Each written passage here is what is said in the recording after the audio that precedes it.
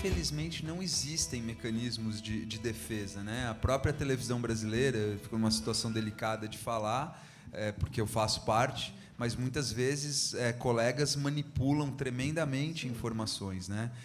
Quando a gente trabalha para uma instituição como a National Geographic, como é uma instituição fundada em 1888 para promover o conhecimento sobre o país, eles se defendem através de um instrumento chamado Annotated Script, que é o roteiro anotado.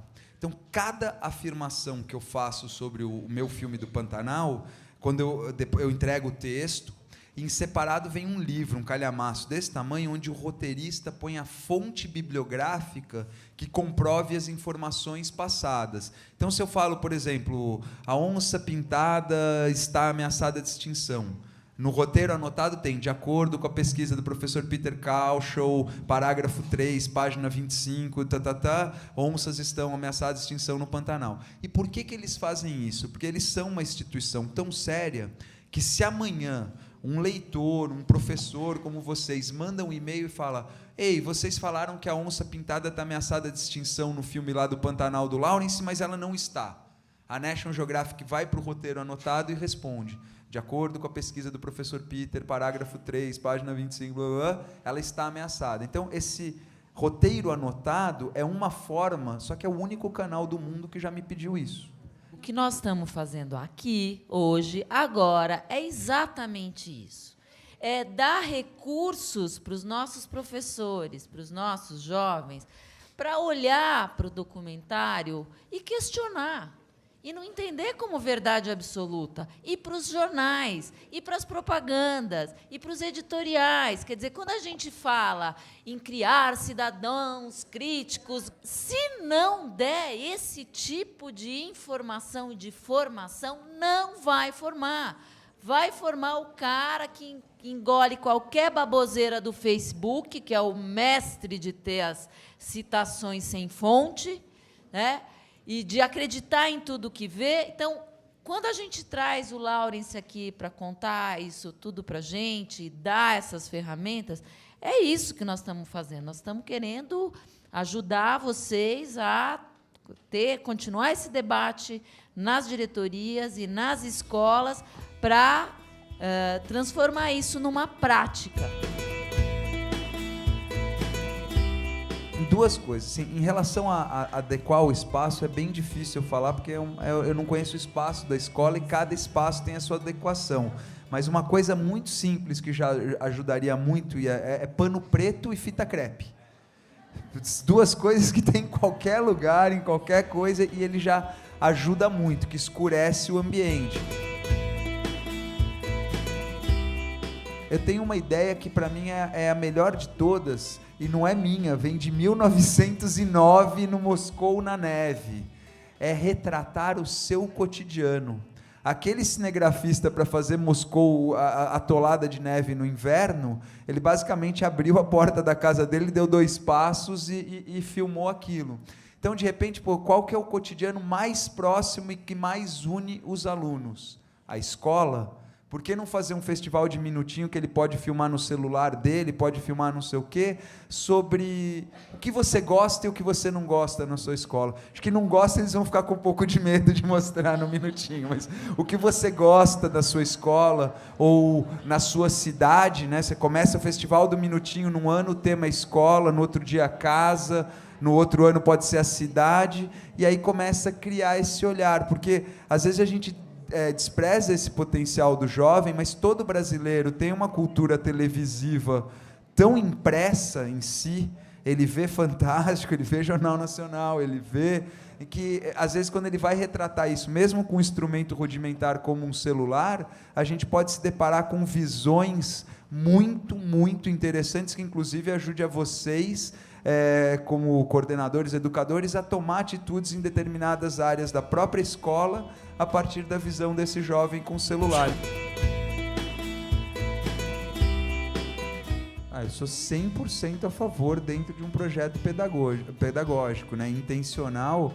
Para mim seria um prazer se, por exemplo, pegasse meu filme de 50 minutos sobre o Pantanal escolhessem uma cena X, um professor de biologia escolhesse uma cena de 5 minutos sobre onça, passasse em sala de aula para discutir sobre a situação dos felinos, o comportamento de felinos, eu ficaria lisonjeado.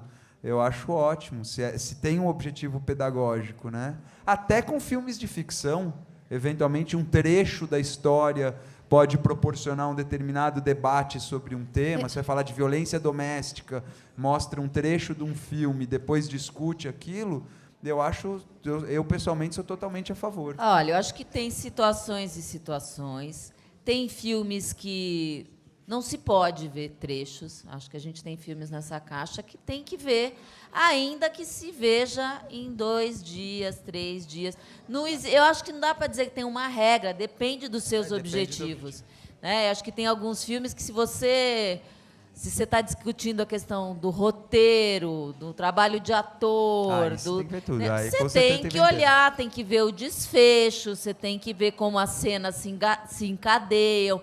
Ainda mais agora, isso é uma das minhas batalhas pessoais aqui, que é assim, a gente, neste projeto, cada vez ter mais recursos e condições de trabalhar a linguagem e não o conteúdo descolado da linguagem. Conteúdo e forma são uma coisa, né, que está embolada, mas a gente tende a vou olhar o nazismo.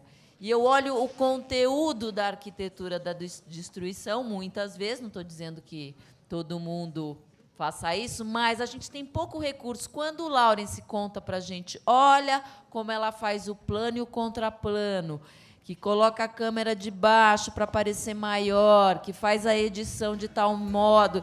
Aí nós estamos juntando as duas coisas. Quando você começa lá num grande documentário, até os detalhes técnicos por trás desse documentário, captação de som, então você começa a inviabilizar a coisa. Na hora que você pega pequenos exemplos do cotidiano, que nem a gente tinha comentado lá, de repente cada um faz um vídeo de 1 minuto sobre questões que o preocupam, ou entrevista os colegas usando porque hoje até o próprio celular, até celulares de modelo econômico já são câmeras, né, já gravam. Então, acho que o potencial, a gente está vendo isso hoje no YouTube. Às vezes a pessoa faz um vídeo, cai na graça lá e vira um viral e tem milhões de viewers, né? E eles estão com o Facebook, com tantos instrumentos, YouTube trocando informações. Então, eu acho que o primeiro passo é só motivá-los com um tema e com algum exercício para que eles se mobilizem para começar. Porque nessa geração o audiovisual, o meu filho de 4 anos começa a fuçar no meu iPhone e sai tirando foto. Nunca ninguém ensinou ele a fazer isso. Ele simplesmente pega e vai aprendendo. Então, imagina os adolescentes, a facilidade que eles têm com esses instrumentos. Eu acho que é só direcioná-los com temas específicos, né? Vamos discutir a nossa cidade, ou a nossa escola, ou você comentou, né, nas crises de identidade, o que mais te preocupa. É só fazer a pergunta certa. Eu acho magnífico essa ideia de motivá-los a se expressar pelo audiovisual, né, que vem sendo hoje um dos maiores instrumentos de alienação deles. Então, vamos usar esse instrumento para ser um instrumento de expressão. Eu acho sensacional. Mas aí eu vou dar o meu pitaco. Eu acho que não basta uma boa ideia, uma câmera na mão. Precisa ter modelo. Precisa ter um ponto de referência. Então, assistir documentário e discutir como foi feito, qual foi a questão que está sendo respondida. Tem coisas na internet e os próprios documentários que a gente tem nas caixas, tal, discutir isso como pontos de partida. Obrigada.